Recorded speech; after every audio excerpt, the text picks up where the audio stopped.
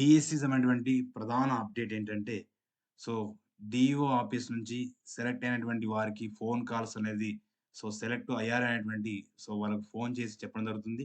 1:1 సంబంధించినటువంటి సమాచారం అనేది అప్డేట్ మనకు ఇప్పుడే అందినటువంటి వార్త.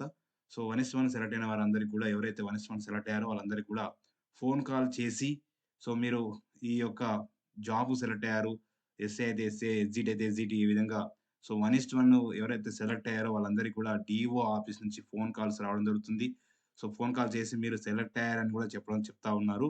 ఈ విషయాన్ని ఇక్కడ మనకు ఈరోజు, ఈరోజు ఇప్పుడే అందినటువంటి వార్త.